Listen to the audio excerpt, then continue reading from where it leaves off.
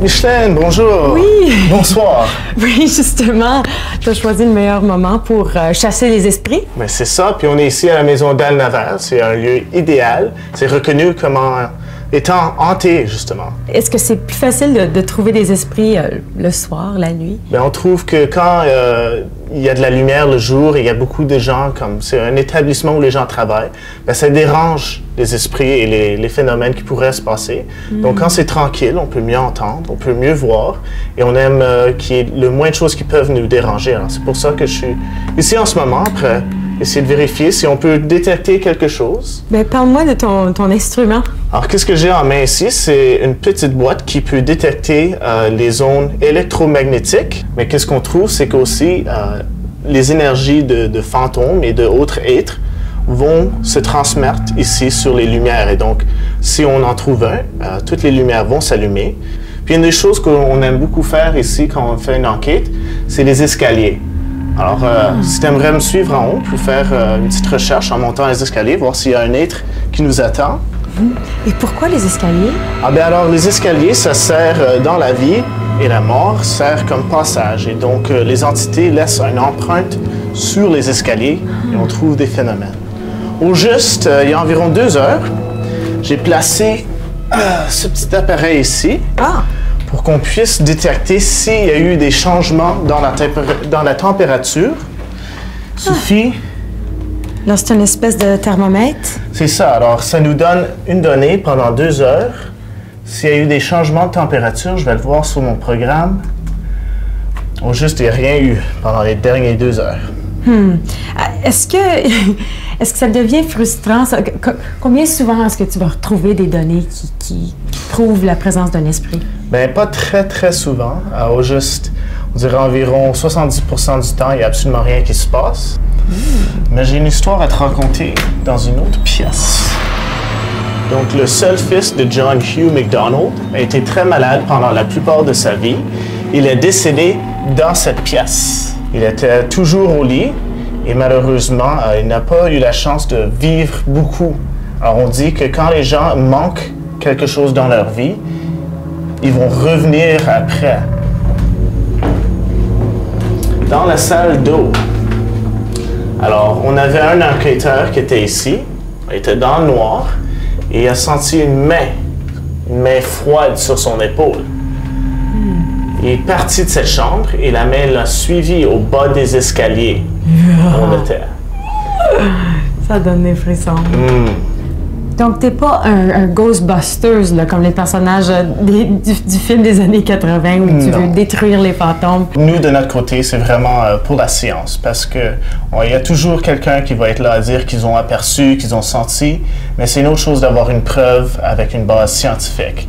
Alors, quand nous, on rentre dans un lieu, on essaie de montrer qu'il y a toute autre possibilité pour quelque chose qui se passe. Si à la fin de la journée, on a pu trouver une réponse pour toute chose sauf une, et cette une chose n'a aucune explication scientifique, c'est hors le normal, c'est paranormal. On connaît un petit jeu qu'on peut jouer avec les fantômes. Ah oui?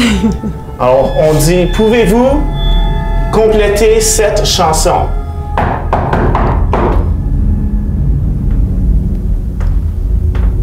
Et on connaît bien la suite. Oui. Et des fois, on entend la suite. Comment? Aimerais-tu essayer? Non. Ben, choisis une peinture quelque part et... Une peinture? Oui, n'importe où.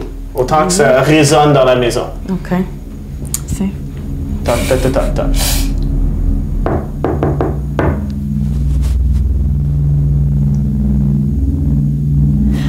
OK. Pas cette fois-ci. Pas cette fois-ci. Avez-vous beaucoup de clients ici à Winnipeg?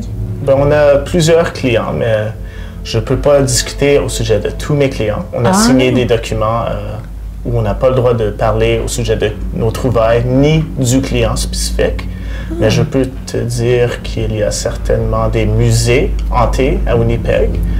Il y a des maisons historiques comme celle-ci qui sont reconnues comme étant hantées. Donc, je pourrais être dans un édifice hanté à Winnipeg sans le savoir.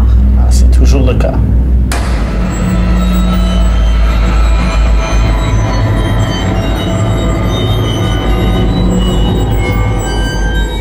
Eh bien, Alex, Je n'ai pas détecté d'énergie néfaste ni paranormale, donc je peux procéder à mon quiz question éclair. Es-tu prêt? Je suis prêt. Avec lequel de ces objets as-tu eu une expérience paranormale? Un lit, un bocal ou un tricycle? Un lit quand j'avais 13 ans qui a bougé sur son propre énergie. Était-ce votre première expérience paranormale? De qu'est-ce que je peux me rappeler? Oui. C'est une bonne réponse. Lors de la manifestation paranormale la plus effrayante de ta carrière, laquelle de ces trois choses s'est produite? Soit un visage vous est apparu, ou une main vous a touché le cou, ou la maison a tremblé. La maison a tremblé. Et c'était ma première enquête en plus. Ah oui? Quoi d'autre est-ce qui s'est passé? Il y a des portes qui se sont ouvertes toutes seules. Il y a eu des basses de température de 10 degrés et d'autres événements qui se sont produits pour des individus. Alors, beaucoup. C'est une bonne réponse. Donc, sur ce, et avant trop me faire peur, on peut prendre une petite photo? Certainement. OK. Sur 3, 2, 1, on va dire paranormal. 3, 2, 1. Paranormal.